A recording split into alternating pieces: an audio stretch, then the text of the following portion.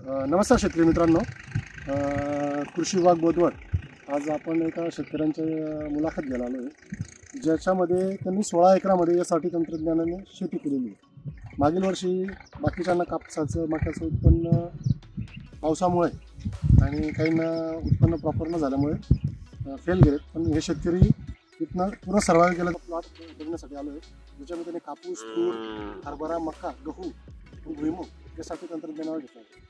त्यांची आपण यशोगाथा त्यांच्याच तोंडून ऐकून घेणार आहोत। त्यांनी कशा कशा मॅनेजमेंट प्रॅक्टिसेस केल्या, काय केलं, त्यांना फायदा काय झाला, त्याच्याविषयी आपण किशोर जैन यांना मी विनंती करतो की आपल्या मार्गदर्शन।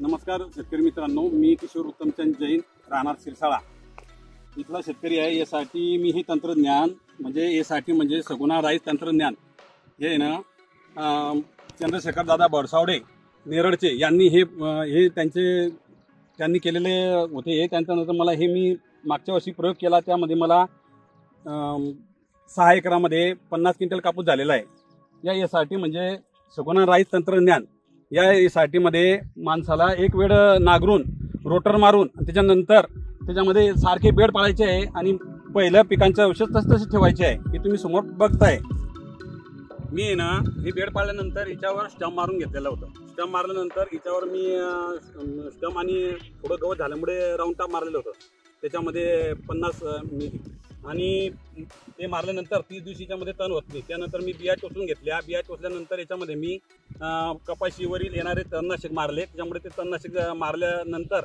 याच्यावर 30 दिवसांनी जे काही झालं नाही, त्यानंतर पुढे नागपंचमीपासून माझी कपाशी एकदम व्यवस्थित दिसायला लागली। त्याच्या पहिले थोडं गवत झालं होतं, लोकांना थोडंसं हसण्यासारखं आलं होतं, पण ते काही टेन्शन नव्हतं। मी ते धीर धरून बसलेलो होतो आणि माल मला या शेतामध्ये मस्त झाला। मी खूप आनंदी आहे यासाठीमुळे। आणि जास्त पाऊस झाला त्यामुळे ह्या चाऱ्यांमध्ये पाणी निघून गेलं आणि जे नंतर पाऊस कमी पडल्यानंतर हे बेड जे ओले होते त्याचा मला फायदा झाला।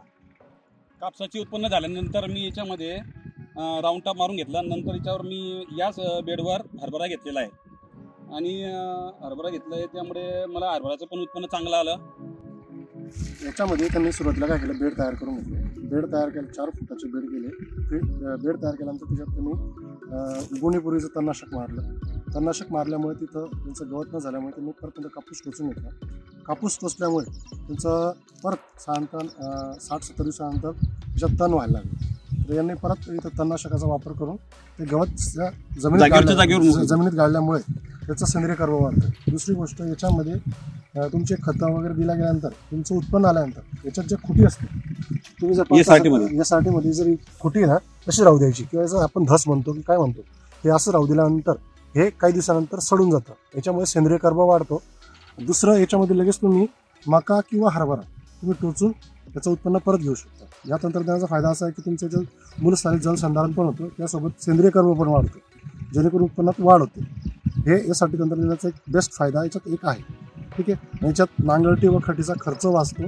हा मुद्दा 10 वर्षापर्यंत याचा कुठलाही खर्च नाही आहे, मजुराचा खर्च वाचतो, ह्या गोष्टी आहेत। याच्यात नागट्टी आपलं वाही किंवा निंदण हे करायची गरज नाही, फक्त तणनाशक मारून सण ओके होणार।